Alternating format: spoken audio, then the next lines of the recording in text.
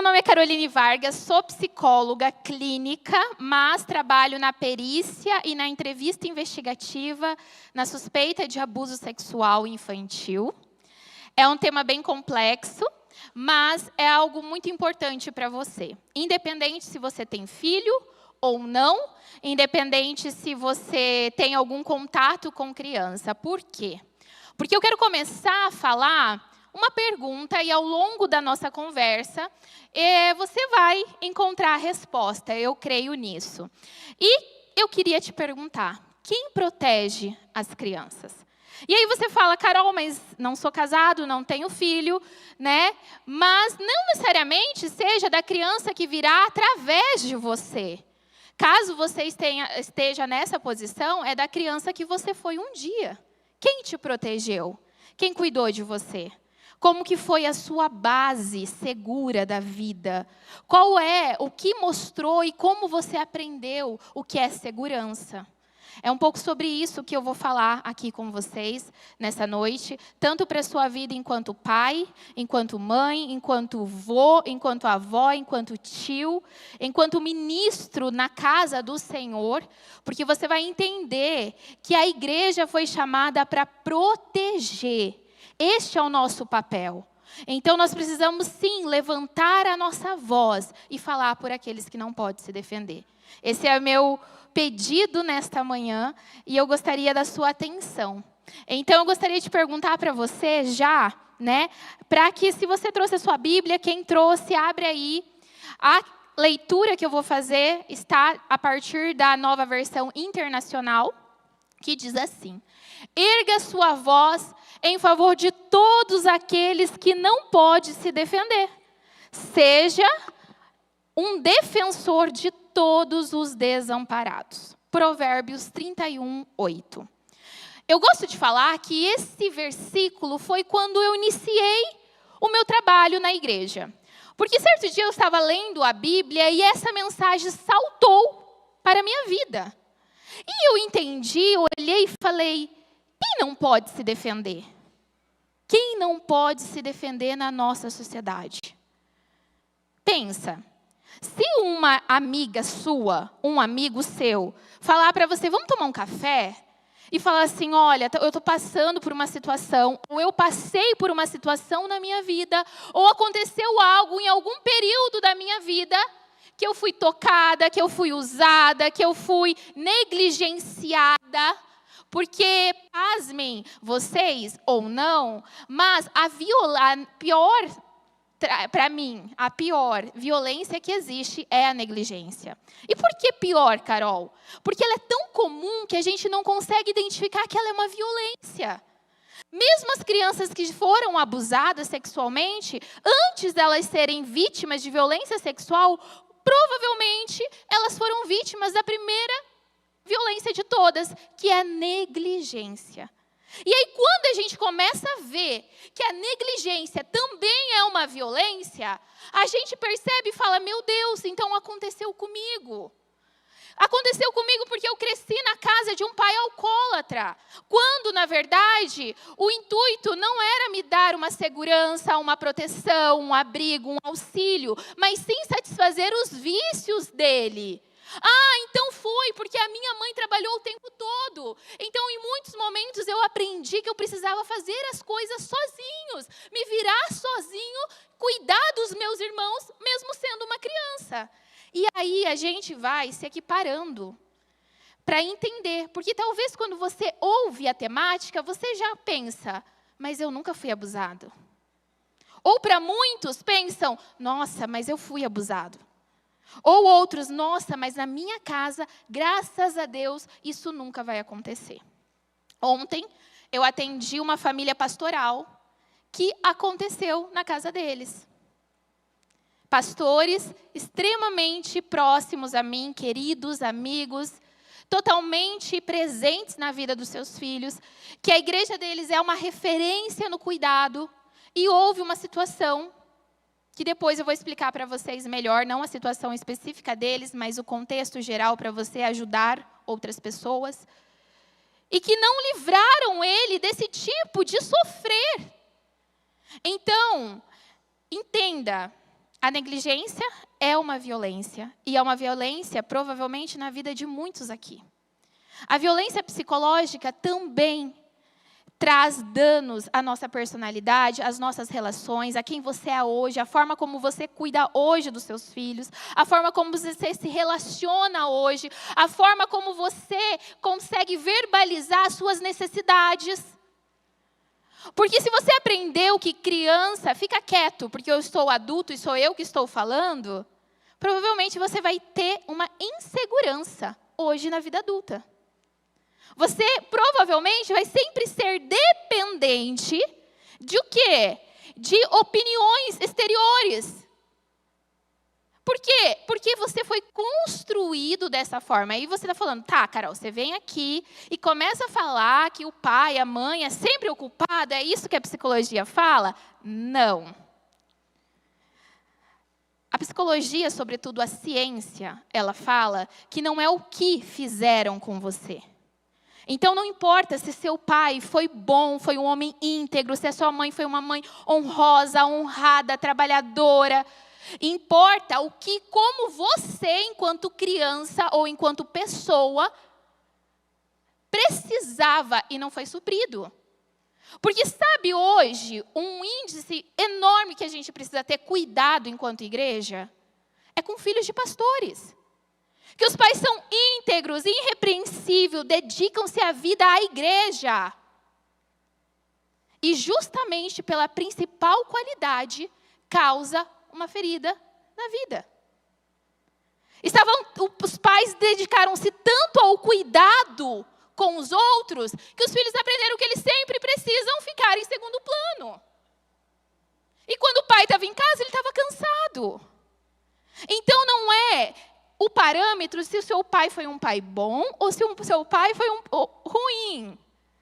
O parâmetro é o que você precisava no momento da sua formação, que você não foi atendido, que você não foi correspondido. Isto se traz como uma violência na parte da negligência. Vocês entendem? É muito mais do que um culpado. É entender o que fato aquela necessidade trouxe para a minha vida. E, gente, isso é poderoso. Isso é libertador. Sabe por quê? Por muitos anos eu não fui psicóloga clínica. Eu só era perita. Eu vivi um conflito muito grande na minha formação, porque eu sempre fui dentro da Bíblia. Eu cresci num lar cristão, então a Bíblia era sempre muito presente na minha vida. E aí eu entrava em conflito, falando, se a Bíblia é suficiente, aonde que entra a psicologia? Aonde que entra essa ciência? Enfim, foi um processo na minha vida que eu precisei entender isso, e o Senhor fez eu entender isso. Mas, sobretudo, eu aprendi e consegui observar que por onde Jesus passou, ele fazia uma pergunta: o que queres que eu te faça? Vocês entendem? Se vocês nunca olharam para a vida de vocês, se vocês nunca fizeram uma autorreflexão de entender que áreas que Jesus precisa hoje sarar na minha vida, que áreas que Jesus hoje precisa tirar as escamas dos meus olhos, que áreas que Jesus hoje precisa transformar o meu interior para que de mim flua rios de água viva, que vá saciar a sede daquele que se encontra comigo pelo caminho, como que Jesus vai te ajudar? Porque Jesus é especialista em milagres. Mas o que cabe a você é sua responsabilidade. Então, o que eu vou falar aqui é esse meio termo entre o que é responsabilidade humana, seja o meu papel de eu me reconhecer, de eu me identificar as minhas dores, de eu buscar ajuda, e daquilo que não consigo fazer, mas aí ele se responsabiliza. Ele está aqui, ele é o convidado principal, ele faz aquilo que nós não podemos fazer. Mas existe algo que eu e você precisamos fazer. E é isso que eu te convido. Para identificar o que você pode falar. Qual é o local, a área, a situação que você precisa, ao se deparar com Jesus, falar o que você precisa? A primeira coisa que eu aprendi nesses anos todos, trabalhando com violência, E eu já fiz trabalho fora do país, eu já fiz trabalho dentro do país, eu já trabalhei com tráfico de crianças, eu já fui para o Oriente Médio, e eu fiz todo esse trabalho envolvendo a violência. E não importa a cultura que seja, existe algo que lá em 2 Samuel 13 está descrito. Que é quando Absalão, vocês vão conhecer vários contextos de violência. Hoje a gente vai falar de violência, mas prometo não assustá-lo tanto. Porque eu sei que vocês falam assim, ai, Carol, não tem estômago para isso. Ai, Carol, eu não gosto disso. Aí eu falo, meu amor, olha para tia. Eu sou tia do Ministério Infantil, então eu uso essa expressão. Você gostando ou não, isso acontece. Você tendo estômago ou não, isso é uma epidemia. A diferença é que se você gastar um pouquinho do seu tempo, da sua atenção, depositar a sua empatia e o seu chamado que o Senhor fala para você erguer a sua voz, você pode transformar a vida de alguém. Não porque você é capaz, mas porque o que flui de você alcança aquilo que o outro precisa. Então entenda, eu vou tentar deixar leve, prometo. Mas, vamos lá, deixa eu ver aqui. Eu preciso que você preste muita atenção. Erga a voz em favor de todos que não podem se defender, seja um defensor de todos os desamparados. Se o amigo fala, aconteceu, fui abusado, aconteceu, estou sofrendo uma violência, estou numa relação abusiva, eu estou sendo vítima de algo, vocês podem não saber como fazer ou o que precisa ser feito. Mas vocês possivelmente vão acreditar no relato deste amigo, sim ou não? Se um senhor ou uma senhora conta, na minha adolescência aconteceu uma situação que eu me lembro até hoje. Eu nunca verbalizei porque era com o meu falecido pai. Você pode não conseguir ajudar essa senhora, mas dificilmente você ia questionar o que ela te disse. Sim ou não? Agora vamos ver do outro lado. Quando eu penso quem está desamparado, se uma criança chega hoje na igreja e fala assim para o pastor, que é aquela pessoa que ele vê aqui, pastor, eu tenho uma coisa para contar. E ela conta, isso dentro do meio jurídico nós chamamos de relato espontâneo. É quando a criança verbaliza o que aconteceu nas palavras dela, sem que haja interferência do que quem escuta. E a gente fala que essa é a forma mais natural e saudável que é para se acontecer. Então, o que eu quero deixar o primeiro ensinamento, você não pergunta para ninguém se ele foi abusado ou não. Pode ser violência física, psicológica, negligência, pode ser violência sexual. Por quê? Porque, gente, o abuso, em todas as culturas que eu fui e que eu pude presenciar, e segundo Samuel vai dizer, ele tira a voz da vítima. Ele diz assim, se você contar, ninguém vai acreditar. O abuso, não o abusador. O abusador também reforça isso. Mas o abuso, a violência, o trauma que foi instalado. Trauma, gente, não é o que aconteceu. Vamos redefinir trauma. Ai, fui abusado na infância, então eu fui traumatizado lá na infância. O momento do ato, não quero lembrar porque isso foi traumático. Não é isso.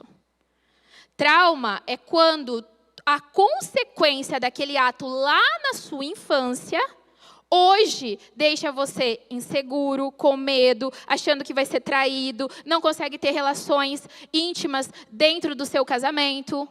Por quê? Por causa de uma coisa que aconteceu lá atrás. Isto é trauma. Não é a situação em si. É o que eu sofro todos os dias por causa daquilo que me aconteceu lá atrás. Isso é trauma.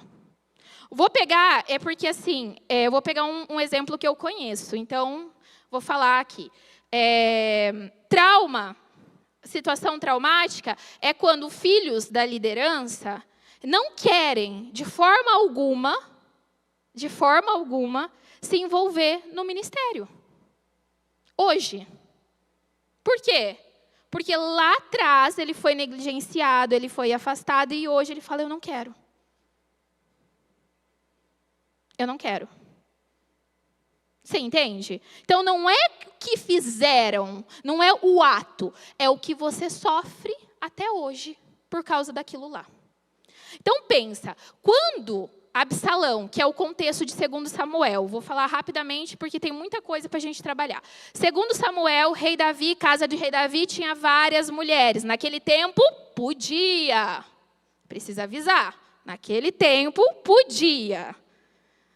É bom contextualizar sempre. Então, ele usou do seu poder e começou a ter filhos com diversas mulheres. Nisso tiveram, nasceram-se e tiveram os futuros herdeiros. Então, eram príncipes, eram princesas. O rei Davi não era um homem qualquer. Ele foi o maior monarca que Israel tem até hoje. O rei Davi foi um homem que ele teve grande destaque em tudo que ele fez. E destaques bons. Mas também teve destaques negativos no que ele deixou de fazer, que foi cuidar da sua casa. Líderes que estão aqui na igreja me ouvindo, não adianta vocês servirem com todo o seu zelo aqui, se vocês não cuidarem primeiro dos que estão na sua casa. O que eu vejo é muitos líderes se doando, entregando a sua vida para a igreja, para o seu ministério, tá? Para não ter que lidar e tratar com as relações familiares. Entenda que o seu ministério começa lá, aonde ninguém vê. É lá que o Senhor te trata. Aqui Ele te usa. É diferente. Não tem como ser usado sem ser tratado. Então, entenda que a sua família precisa ser restaurada. E aí você fala, mas eu não tenho nada na igreja, então tá tranquilo. Mas todos foram chamados para liderar. Talvez você hoje não esteja ainda em atividade. Mas você precisa olhar para a sua família. Até porque você é o campo missionário do seu vizinho. Até porque você é o campo missionário que muitos vão olhar para a tua vida para entender o que é ser cristão ou não. E aí, como que você não fala com a tua irmã? Como que você ainda não consegue ter um relacionamento harmônico com seu marido, com seus filhos? Vocês entendem? Antes da gente querer mudar o mundo, antes da gente querer revolucionar Curitiba, a gente precisa tratar a nossa casa. Isso é importante. Porque é muito fácil, irmãos, colocar a culpa em Satanás, no inimigo. É muito fácil. Tira a nossa responsabilidade. O que é bom, amém. Ai, Deus me honra. O que é ruim, nossa, as trevas se levantando. Às vezes é sua negligência mesmo. Às vezes é sua omissão. Às vezes é a falta do seu comprometimento. Vocês entendem? E eu preciso trazer esse panorama para você entender o que igreja vocês podem fazer. Porque, gente, omissão em Tiago, além de pecado, é crime. E o Senhor fala, ai daquele que faz a obra de qualquer forma, em Mateus. Ele chama os líderes que estão hoje em atuação. Ai das igrejas que sabem que crianças ou casos de abusos sexuais aconteceram e se omitiram. Ai daqueles que foram motivo de pedra de tropeço. Então, primeiro a gente precisa cuidar da gente, para depois poder ajudar o outro. É forte, né? Mas é o que a palavra de Deus diz. E para vocês entenderem um pouquinho como o abuso se manifesta, existem algumas formas que eu vou falar rapidamente. Primeira coisa, pelo poder. Então, toda violência, ela vai começar pelo poder. Como assim? Poder de autoridade. Por exemplo, um adulto, tá, mais velho, vai e usa o poder que tem para subjugar o outro. Tudo isso é consequência pecaminosa. Tudo isso é depravação do pecado. Porque a gente vê em Gênesis que o Senhor, quando Ele fez a imagem e semelhança dEle. A partir do momento que houve a queda, houve um rompimento da nossa personalidade, uma distorção das nossas emoções. Então nós já nascemos com essa natureza e por isso que precisamos reconhecer Cristo, que nos resgata daquilo que tinham para nós e nos dá uma nova identidade, com uma nova personalidade, com um novo caráter. E aí o que acontece? Acontece que a gente precisa voltar àquilo que Gênesis falou. O que Gênesis falou? Que Deus criou o homem e a mulher e Deus fez as coisas para que o homem e a mulher pudessem ser uma só carne, ou seja, complementação ou complementariedade, não subjugação, estão lado a lado com funções e papéis diferentes, se complementando. Então, homens e mulheres não são iguais, são diferentes. Mas não existe quem é acima e quem é abaixo. Vocês compreendem isso?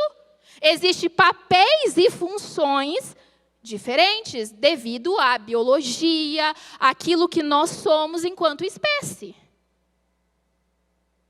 E quando o homem ele é marcado pelo pecado e não tem uma vida transformada, ele vai distorcer sempre o que Deus fala.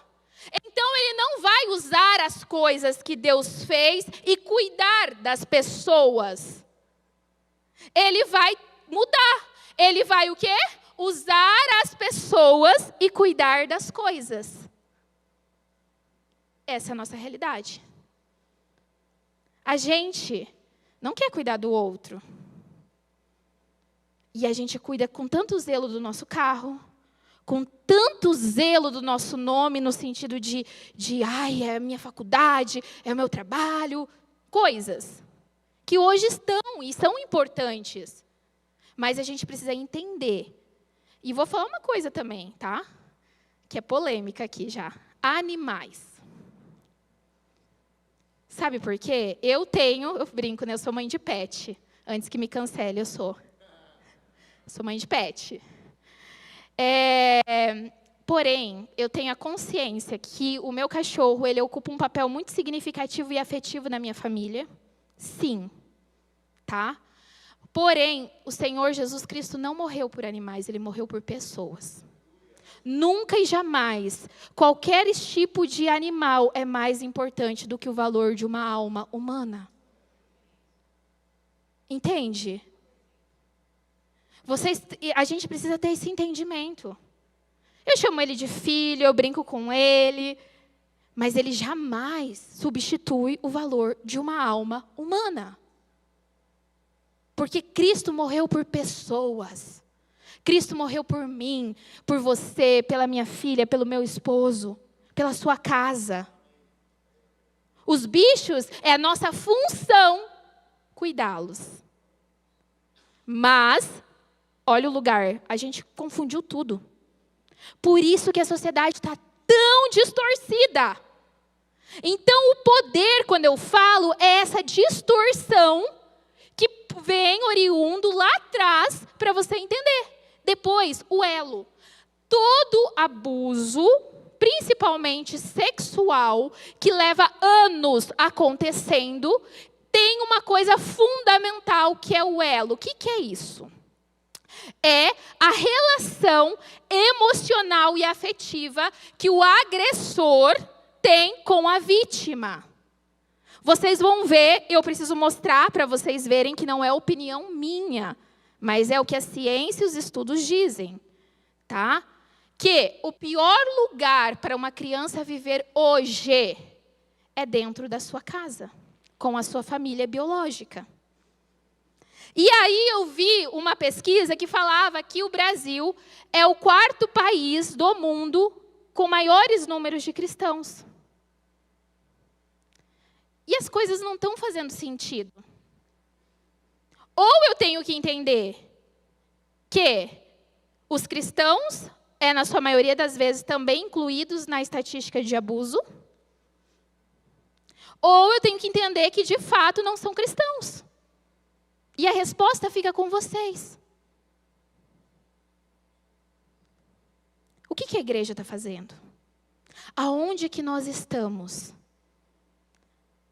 Por isso que eu falo, igreja do Senhor, a gente precisa restaurar a nossa casa primeiro. E aí, gente, o elo é o que fala que, a não ser que houve morte, quando tem morte, ou seja, a vítima morre, provavelmente o agressor ou o abusador não teve várias relações sexuais com a vítima. Entende? É aquele caso de estava passando, fui sequestrada, aí abusaram e aí mataram. Isso.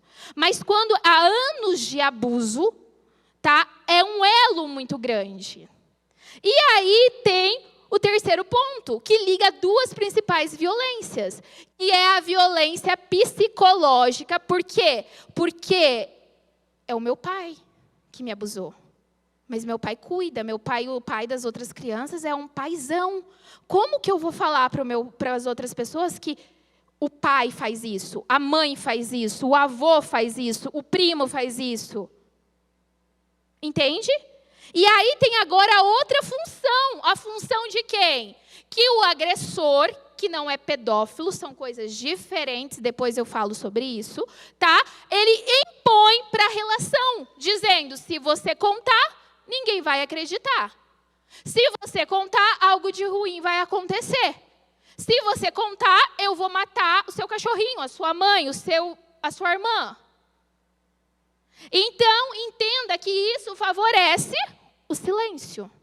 Então, quando eu falo que, independente das culturas que eu já trabalhei, lugares que eu já estive, o que o abuso faz na vida da vítima é tirar a capacidade dela ter voz, dela falar, eu estou sofrendo, eu preciso de ajuda, eu preciso de socorro, aconteceu isto. Entende? É tirar a vítima. Quando Tamar, a filha do rei Davi, vou puxar. Gente, eu tenho TDAH, então eu faço vários links. Vocês vão abrindo as caixinhas e eu vou fechando ao longo do tempo, tá? Peguei lá. Eu fecho, mas assim, é no meu tempo, tá? Vamos lá. Quando Tamar, filha do rei Davi, que teve várias esposas, ela teve contato com seu com seu meio-irmão e primogênito, Aminon. Ele viu ela e ele se apaixonou por ela. Então, ele tinha direito ao trono, não era Salomão, era Aminon, o filho primogênito do rei Davi. E aí você pergunta, onde que ele está? Por que eu não ouvi falar dele na história? Porque ele estava morto. Porque ele não soube conter os seus próprios desejos. Rapidamente, o que aconteceu? Anota para você estudar depois, porque vai que não é isso que aconteceu, eu estou enrolando você. Anota aí. 2 Samuel 13, você vai ver a história. O que acontece? Ele mente para o pai que está doente e pede para a meia-irmã vir cuidar dele.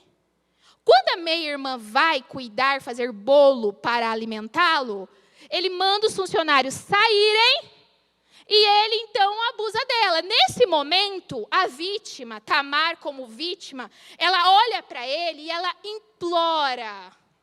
Eu consigo, assim, quando leio o texto, eu consigo ver assim, as imagens na minha cabeça.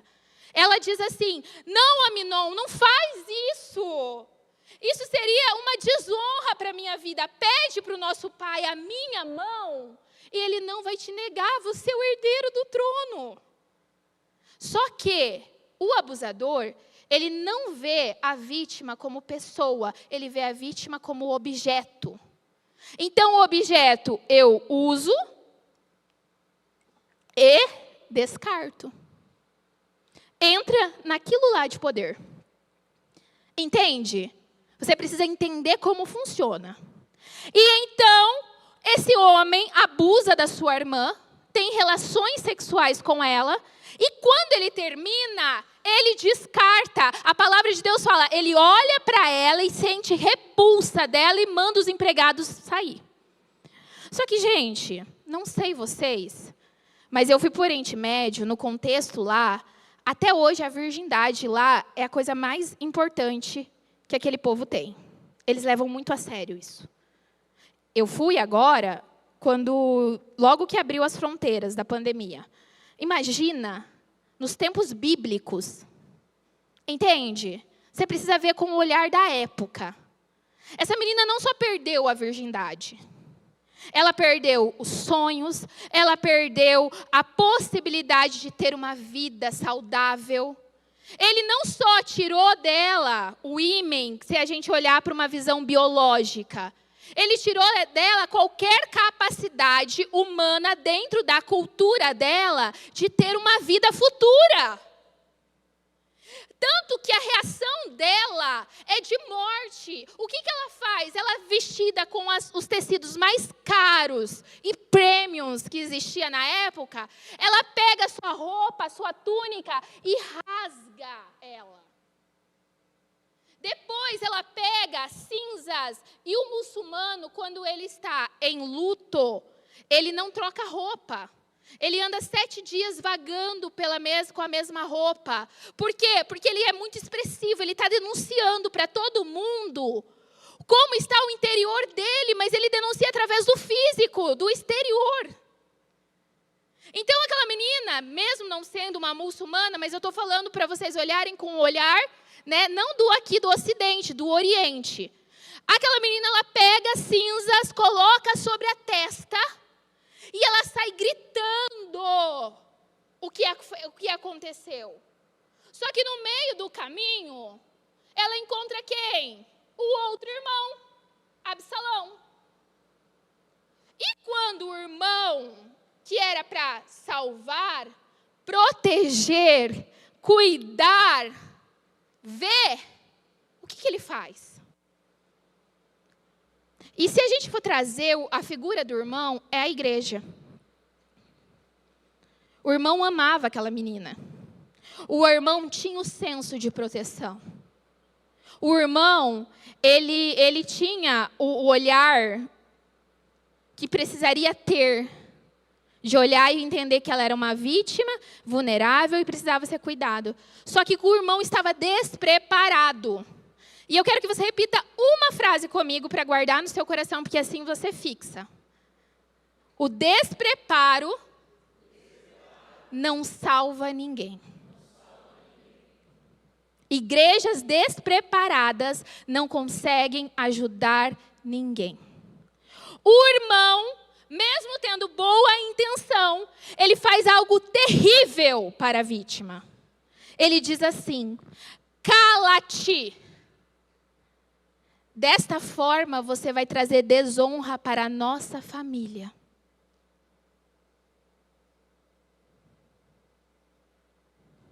E quantas vezes a gente finge não saber que está acontecendo alguma coisa, para não ter que tomar uma postura, para não ter que lidar com isso. E aí não termina por aí, vocês vão ter tarefa de casa, vocês podem estudar. Mas houve uma desgraça. Porque o rei Davi fica sabendo, só que a palavra fala que ele fica muito bravo, só que não diz o que ele faz. E aí que é a omissão. Não adianta a igreja ir para as redes sociais e falar somos contra a pedofilia. E não faça isso. Eu já vou explicar por quê. E não fazer nada. Não olhar no histórico dos jogos que o seu filho joga online. Não ver históricos de YouTube. Dá acesso. Gente, de verdade. Qual que é a rua mais perigosa de Santa Felicidade? Perigosa. É tranquilo, né? Qual é a rua mais perigosa de Curitiba? Sempre tem acidente. Movimentada. Contorno.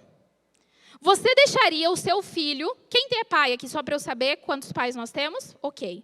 Você, pais de 9 anos? Tem pais de 6 anos aqui? Tem pais de 4 anos aqui? Ok, é com vocês que eu vou falar agora. Vocês deixariam o filho de vocês 11 horas da noite atravessar o contorno?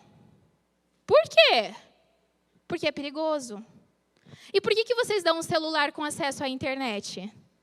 Que passa de tudo lá. Passa sem filtro. Passa de qualquer forma. Jogos, ele só está vendo jogo. Aí vem uma propaganda, ele clica na propaganda, e aí? Gente, a gente não dá celular para criança. Tá? Segunda coisa, mulheres que estão aqui. E homens, quando chegam em casa. A gente precisa parar de ser viciado no celular. O celular, não sou anti-celular, eu uso muito o celular, eu preciso todos os dias me policiar, nós estamos juntos. Não sou uma pessoa superior falando para vocês, eu me incluo nisso. Mas você não adianta você reclamar que o seu filho só fica no celular, mas você não sai dele. Vocês entendem? Vocês precisam deixar o celular para trás. É a maior forma da gente gastar o nosso tempo sendo improdutivos. E se chover, eu tenho voz também. Tempo. Eu falo que, entre aspas, eu falo que o meu sonho era cantar. Mas Deus não me deu esse privilégio, eu ia ser muito metida, mas Ele deu uma voz alta para eu poder erguer a voz quando necessário. Então, tá tudo certo. Mas vamos lá, vocês estão me ouvindo, todo mundo? Então, gente, a gente tem que cuidar de algumas coisas para que isso sirva de prevenção. O que é prevenção? É se preparar antes que aconteça. Entende? Os Estados Unidos é ótimo para isso. Eles se preparam. Tudo que é medida preventiva, os Estados Unidos saem na frente. Nós não. A nossa cultura é, vamos ver o que vai dar, vamos deixar, e aí depois se desespera. Não deixa para cuidar desse pontinho na sua vida, ficar menos tempo no celular, gastar mais tempo com os meus filhos. Eu não estou falando para você sair e comprar. Eu não estou falando para você que você tem que dar algum presente, comprar o que ele deseja. O que um filho quer de verdade é a atenção dos seus pais. Lembra você quando era criança? Por que o teu aniversário era tão importante? Talvez os seus pais não tinham condição de fazer uma festa num buffet. Mas talvez a sua mãe naquele dia era o momento que toda a família olhava e tirava um tempo para você. Por isso que você gostava tanto do seu aniversário. É a mesma coisa para quem não gosta de aniversário. Por que você não gosta de aniversário? Porque provavelmente nunca tinha nada, era mais um dia comum, ninguém lembrava. E aí você aprendeu o quê? Não gosto, porque falar que eu não gosto, o quê? Não faça com que eu acesse algo que eu não tive. Não gosto de ser tocada. 2 pontos. Ou você foi tocada indevidamente e entendeu que o toque te causava asco, nojo, medo, terror, ou você nunca teve um toque de amor que te trazia segurança, proteção. Nesses 2 polos, você vai repetir, não, eu não gosto de beijo e de abraço. Porque uma criança que cresce e é nutrida com toques saudáveis, com toques de proteção, com toque... O que é toque de proteção? É quando você fala para o seu filho assim, filho, bebê, não precisa crescer. Bebê, filho, agora a mamãe vai pedir licença para trocar a sua fralda.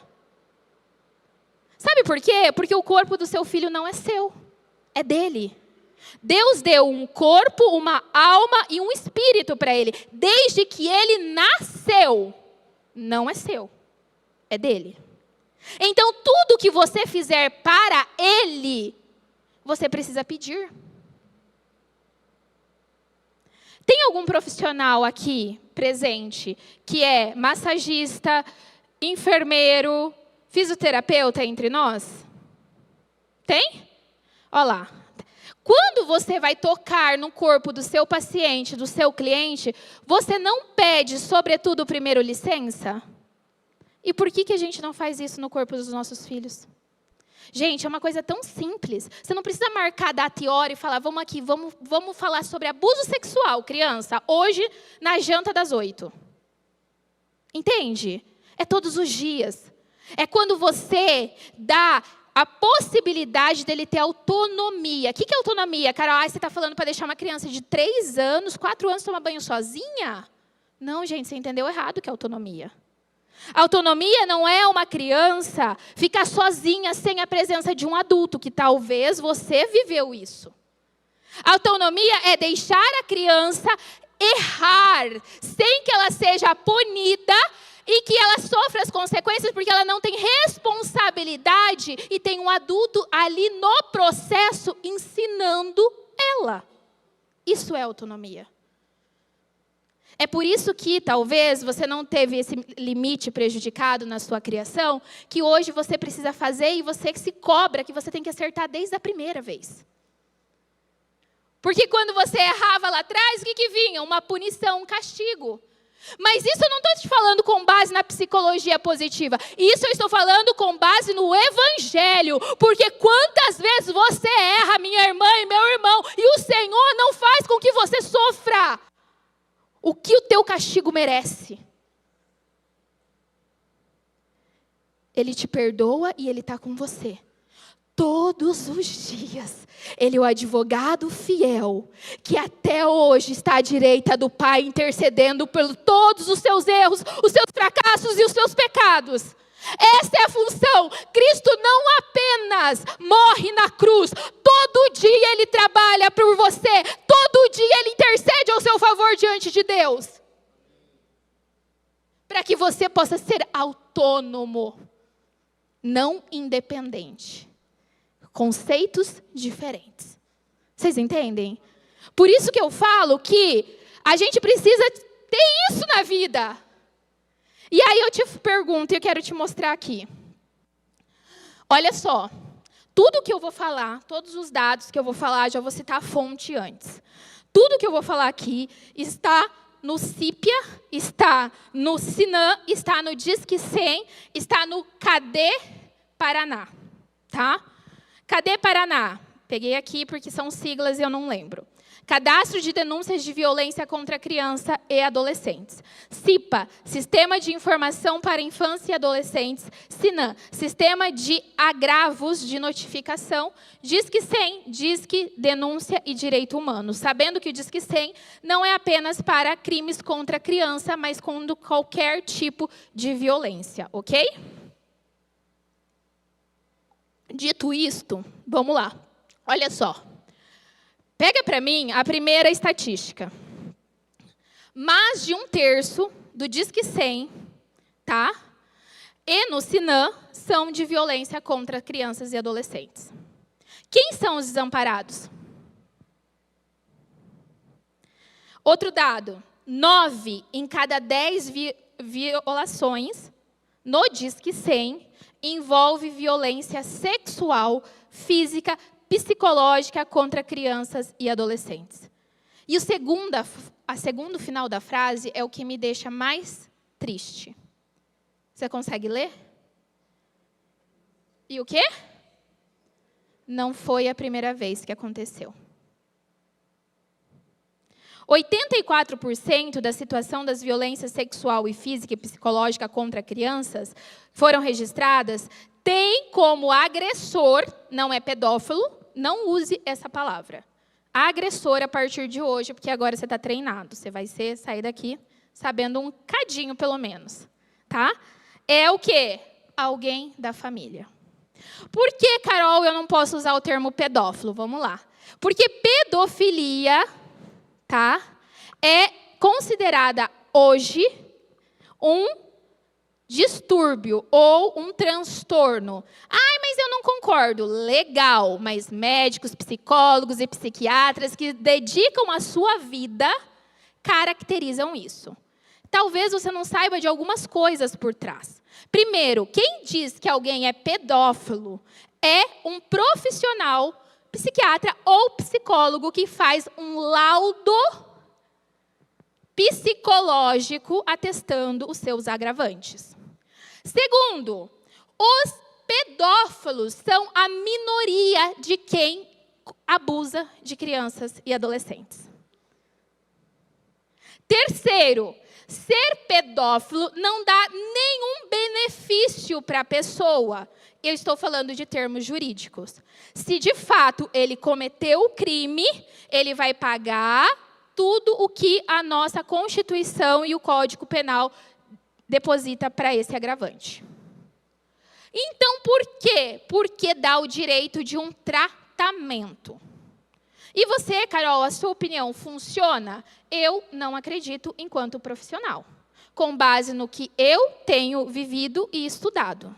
Pode ser que eu esteja errada, mas essa é a minha visão hoje da real situação. Então, quando você vê que um pai abusa, você pode entender que um pai não é um pedófilo, ele é um abusador. Hoje, o nosso principal luta é contra abusadores, agressores situacionais, como diz. O que é isso? Que usa de uma situação para cometer um delito. E por que é tão difícil? Porque, gente, eles são acima de qualquer suspeita. Abusadores, eles têm o que as estatísticas apontam, tá? Eles têm um perfil.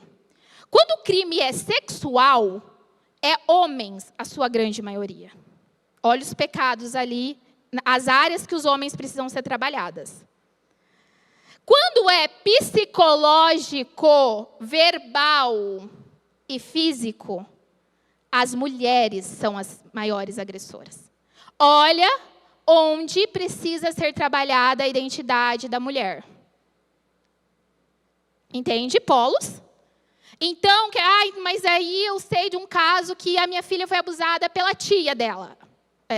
Ok, acontece. Mas o que as estatísticas nos apontam é que a maioria dos casos são homens na parte sexual e mulheres na parte de violência física, psicológica e verbal. Tá? Então, cuidado.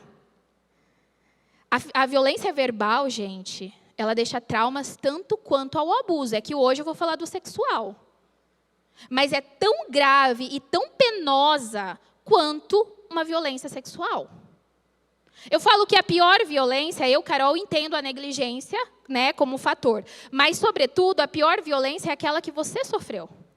Porque você sabe as consequências que isso trouxe para você ao longo da sua vida e como você teve que lidar. A pior violência foi o que eu sofri. Porque eu sei o que várias violências que eu vivi me trouxe. E aí eu tenho que entender que eu tenho uma filha. E aonde o ciclo precisa acabar. Vai ser suficiente? Não. Mas eu posso blindar minha filha de muito mais do que os meus pais me blindaram. E eu sei que eles blindaram e uma geração pode se transformando. O que não pode acontecer é sermos mais promíscuos, muito mais avarentos, muito mais negligenciadores e muito mais perverso que a geração anterior. Isso a gente não pode aceitar. Então, é importante que hoje, enquanto igreja, porque é isso que eu estou te falando, voltando na primeira pergunta. Se uma criança chegasse hoje para você, que não é o pastor, porque aí você coloca o pastor como mas ele é pastor, ele tem que saber. E você, que é obreiro, que fica na intercessão, e se tiver um pedido de oração, o que você vai fazer? E se uma criança, para os zeladores, falarem no banheiro, ou o zelador ouvir. Se falar no ministério infantil. Se falar para o obreiro que fica ali, porque, meus irmãos, líderes agora, quando você está na escala, você deixa a tua identidade, você passa a ser alameda na vida daquela criança. Você não é o João, a Suzana, o Fernando, não. Você é a Alameda. Como que a Alameda está olhando? Como que a Alameda está se comportando? O que a Alameda está fazendo é o que você está fazendo. E o que você está fazendo? Se uma criança chegasse hoje para você, o que você faria? Vou falar o que muitas vezes eu faria no início, lá atrás. Hoje eu trabalho com isso, mas vamos lá. Eu olharia para ela e falaria assim, tem certeza? Sério? Olha, o que você me falou é muito sério. Quando uma criança chega para você e ela te dá um abraço, como eu vi aqui antes do culto, muito bonitinho, inclusive, é uma criança que falou assim, aí a mãe falou, olha, ela falou que ela era a namorada do pastor, aí eu vi a namorada do pastor. Quando você não pede abraço para a criança vê, se você tem vínculo com ela, a criança corre até você. Você não precisa pedir beijo para uma criança. A criança vem e expressa a afetividade como ela se sente bem. Aí tem uma questão para pais, porque a gente aprendeu que se a gente não dá bênção, se a gente não sentar no colo, se a gente não ir lá, a gente é mal educado. Tem que dar bênção para o vô. Tem que dar beijo no vô. No pai, no tio, na tia. Estou colocando como exemplo. E aí vocês precisam entender que, neste momento, vocês podem ensinar consentimento. O que é consentimento? Mostrar para o seu filho que ele pode ser tocado e também pode não ser tocado de acordo com a vontade dele. Então, filho, a gente vai lá na casa da família do papai. Se você não se sentir à vontade, a mamãe gostaria que você pudesse cumprimentar todo mundo que está presente. Isso é educação. Mas se você não gostar, você pode cumprimentar, mas não precisa sentar no colo, beijar, abraçar. Faça isso com quem você gosta. E aí você, enquanto pais, você pode falar, oi, pessoal, tudo bem? E o filho falar, né, cumprimenta o pessoal. E ele vai falar, oi, pessoal, tudo bem? Muito bem. É isso, é a tua criação. Entende? Porque tem muitos relatos que a criança era forçada a sentar no colo da pessoa que abusava dela. E ela era exposta, muitos, não é um... Tudo que eu estou falando aqui, gente, é uma maioria, porque entende que casos isolados acontecem com todo mundo. Então, quando eu pego o microfone para trazer um ensinamento, eu tenho que pensar o que a grande maioria se comporta para você poder ajudar mais gente. Tá? Então, gente, olha só, em 2022, esses são os últimos dados que a gente tem, tá? Porque demora mais ou menos 1 ano a 2 anos para sair os novos dados. Então, o que a gente tem é que em 2022, a cada 8 minutos, uma notificação de violência contra criança e adolescente foi registrada. 8 minutos. 8 minutos. Em 2023, o Disque 100 registrou 53 violações referentes à violência psicológica contra crianças ou adolescentes a cada hora. Vamos todos prestar atenção em mim aqui. Vocês ouviram isso? Vocês acham alarmante? E se eu falar que esse dado é mentiroso? Fala abusada, né? Nossa, mostradinha ela, né? Sabe por quê? E as crianças que contaram e não foram acreditadas? E as crianças que contaram e os seus cuidadores não fizeram o mínimo que é fazer a notificação porque era um pai, um tio, uma mãe, alguém muito importante e não queria trazer dano. E as crianças que tiveram ainda a expectativa de poder falar. Então, gente, isso aqui é só pontinha. Se há 8 minutos uma criança é abusada das que contaram, daquelas que tiveram um adulto que acreditaram, tiveram adultos que, além de acreditar nelas, fizeram algo para defender e proteger elas. 8 minutos. imagina o quanto isso não acontece. Por isso que muitas das violências, seja qual for, eu e você já vivemos. E quebrar ciclo é um trabalhão. Por quê? Porque outra coisa, um ambiente saudável, não é familiar para a gente. Porque a gente foi acostumado com esse ambiente. Só que tem uma coisa, quando eu participava de um grupo de pesquisa e diversidade de gênero, lá na minha cidade, na universidade, tinha um doutor que ele trouxe uma estatística, eu vou passar aqui só para vocês entenderem, tá? Ele trouxe uma estatística que não é essa, porque essa é atualizada na época da época, que ele disse assim, e era, gente, discutir na academia não é você colocar sua opinião na rede social. Você tem que ter argumentos. E aonde que a igreja está se capacitando com argumentos sólidos para ter pessoas nas esferas, e eu não estou falando de política não, mas nas esferas importantes da sociedade, seja numa escola, seja num conselho tutelar, seja numa empresa privada,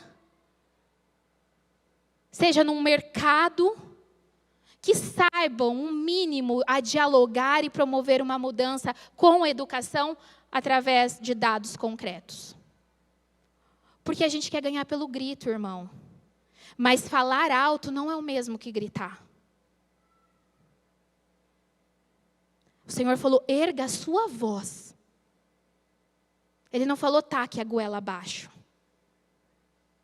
Então, o que esse meu professor trouxe na época? A mesma coisa. A mesma coisa que a Unicef diz também, e tem vários artigos que a gente aponta, que a casa não é um lugar seguro para essas crianças. E aí, eu defendo a família. Eu acredito no projeto do Senhor. Mas não é uma família disfuncional. É uma família restaurada, é uma família tratada, é uma família que foi para a casa do oleiro, que entendeu as suas perfeições e que pode hoje passar por grandes provações porque o vaso está pronto. É essa família. Famílias não chegam prontas, elas se constroem. E aí, gente, eu vou falar para você uma coisa bem importante. Eu fiquei por muito tempo pensativo nisso. Foi quando eu entendi que se hoje, antigamente e hoje continua, está aí os dados para vocês, se a família não é um lugar seguro para a criança, aonde vai ser? O mundo talvez espera da justiça, que demora e é falha. Mas nós cremos na esperança. Nós acreditamos na palavra que diz que a criação geme com expectativa pela manifestação dos filhos. Onde estão os filhos sendo igreja atuante, que se posiciona e fala, se essa criança, se você não soube o que é ter uma família, não soube o que é ter relações saudáveis, não soube o que é viver em paz, hoje você tem uma casa de oração, hoje você tem um lugar que você pode aprender o que é se relacionar, o que é limites saudáveis, o que é ser atendido das suas necessidades. Se a família não é, pelo contexto que eu falei anteriormente, a igreja tem toda a capacidade de ser. É por isso que desde então eu tenho ido para igrejas e igrejas, entender e mostrar que a igreja tem muito a oferecer e a entregar na proteção. E aí, passando já, vou avançar um pouquinho aqui para vocês entenderem. Tem um Provérbios que diz assim, é preciso de uma aldeia inteira para cuidar de uma criança. É um provérbio africano. Quando a gente entende que a criança vive numa situação vulnerável e em violência, a gente vê que o desenvolvimento é rompido. Porque se ela está se desenvolvendo, quando há uma ruptura, tem um impacto, certo? Se ela for vítima, aconteceu com ela. Ou se ela foi testemunha, ela também é vítima. Ou seja, se ela vive num conflito, numa casa onde os pais se brigam o tempo todo, Se os pais não têm o respeito e têm acusação, se ela vê com frequência esse ambiente hostil, mesmo que não seja com ela, ela também é uma vítima. Se ela vê o pai degradando a mãe, é violência psicológica e verbal. Se ela vê a mãe denegrindo o pai, é uma violência psicológica também. Claro que naquela situação é de pares. Então, o impacto para pares é menor por conta do poder. Lembra que eu falei? Mas é uma violência. E, sobretudo, está sobre uma criança. Então, gente, entenda isto. E aí, com isso, eu digo, vou reformular o provérbio africano. Eu acredito que é preciso de uma igreja inteira para cuidar de uma criança. É por isso que talvez você não tenha filhos, é importante você ter essa mensagem no seu coração. Talvez se você é líder dos homens e fala, mas eu não tenho nada no ministério infantil, é importante você ter essa mensagem no seu coração. Para todo mundo que vive, que frequenta uma igreja, você precisa entender que nós juntos somos necessários para garantir o cuidado de uma criança. E aí, gente, nesse momento, a igreja ela vai ter esse papel que eu disse para você. Se a casa, se a família não é esse lugar, então a igreja pode ser. Ela não só basta cuidar, gente, para que não aconteça. Não basta só ir atrás da responsabilização, tá? É preciso tratar também, tá? Por quê? Vou te contar algumas coisas para eu fechar aqui. Primeira coisa. A criança relatou. Ela relatou aonde? Na igreja. Teve procedimentos. Depois eu vou conversar com os pastores para passar algo para o ministério que cabe a vocês sobre isso, né? Teve os procedimentos adequados. Ok. Outra coisa, gente. Glorifica o nome de Deus, quem é pai, na igreja que você está. Por quê? Porque o fato da gente estar trazendo essa palavra, o fato de você estar sendo instruído, isso já é uma garantia que o abusador vai entender que é muito mais difícil ele fazer qualquer coisa com seu filho. E tem uma outra estimativa, e eu tenho um vídeo que eu passo nos treinamentos, que fala que é 2 abusadores entrevistando e eles falando que eles procuram igrejas, instituições de caridade, porque é mais fácil eles ter contato com as crianças. Então, quando uma igreja ela usa essa temática, quando ela se impõe, ela mostra aqui, se você quiser fazer alguma coisa, saiba que nós estamos de olho. Isso inibe, tá? Então, louvado é Deus pela vivência que vocês podem ter de falar desse tema, que até um tempo atrás era tabu. Ninguém se falava sobre isso. No altar, então, no culto principal, não. Vai escandalizar. Escandalizar é uma igreja que se omite diante do seu papel de proteger a sua nação. E aí, gente, a gente entende que precisa cuidar. Ok, a criança relatou. Foi feito bonitinho, foi feita a denúncia ao Ministério Público. Só que Ministério Público, ao Conselho Tutelar, enfim, foi feito o que precisa ser feito. Só que essa criança vai voltar para a igreja. E aí a igreja, o tio, a tia, para quem vai fingir que nada aconteceu? A justiça demora anos para se investigar a possibilidade de abrir um inquérito. Eu estou com um caso que demorou 2 anos para que a suspeita, ou seja, a notificação que a família fez ao Conselho Tutelar, caísse na mão do Ministério Público, para o Ministério Público entender se pode ou não pode abrir um processo contra o acusado. E esses 2 anos? O que acontece? Então, gente, a gente precisa também tratar. Só que não é, lembra que eu falei, sem treinamento você não ajuda? Precisa passar por um aconselhamento bíblico e cuidado psicológico. O psicólogo vai cuidar da parte psicológica e o conselheiro bíblico vai cuidar do lado espiritual. Porque se tem uma pergunta que todo o abusado já fez, era: se Deus me amava, por que ele deixou isso acontecer? Não é numa sessão de terapia que você vai encontrar essa resposta. Então, precisa desses 2 olhares e desses 2 cuidados. A igreja precisa e deve, sim, tratar essas questões. Tá? E para eu fechar, gente, aqui com vocês, tem muita coisa, mas assim, vamos lá. Vou deixar só esses textos aqui, porque são textos que falam de abuso para depois, se vocês quiserem entender melhor. Mas eu quero deixar os últimos 2 recados e 2 pontos. Para agora, família. Eu não sei se você tem, ou mantém, ou já teve relações sexuais no quarto com o seu filho dormindo. Tá? Isso é muito importante, eu não posso perder a oportunidade de falar sobre isso. Isto, para a justiça, é considerado abuso sexual também. Mas ele estava dormindo, mas ele era um bebê. Ele é vulnerável e não tem que estar no mesmo ambiente em que vocês, 2 adultos com consentimento, fazendo algo que é natural, que é abençoado por Deus, enfim. Então, não pode se ter relações sexuais no quarto com seus filhos. Tá? Um dado muito importante. E o segundo ponto que eu queria fechar com vocês, que é outra coisa que me perguntam muito, e Carol, quando o meu filho me fala que o amigo, que o primo, que o amiguinho da igreja, que tem a mesma idade, pediu para ele ter um ato obsceno, ou algum tipo de situação que você entenda que pode ser um abuso sexual. Aí eu venho te falar, criança não abusa de criança. Por quê? Porque lembra os pilares que eu trabalhei? Poder. Eles não têm essa capacidade, essa consciência. Carol, meu filho foi abusado. Estragou a vida dele? Não sei, mas 2 respostas para você.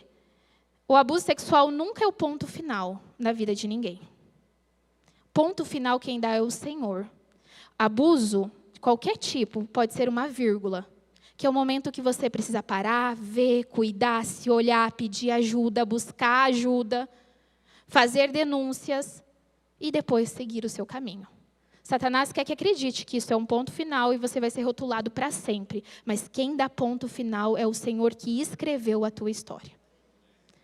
Isso afetou a vida do meu filho? Eu não sei. Mas, sobretudo, quando crianças têm essa prática, se chama jogos sexuais. Então, não é crime. Só que, possivelmente, a outra criança que começou, ou ela teve contato, ou de fato, contato, que ela foi abusada, ou ela viu algum tipo e ela está reproduzindo. Então, é importante entender quem foi, conversar com os pais, para que isso seja sanado. Entenda?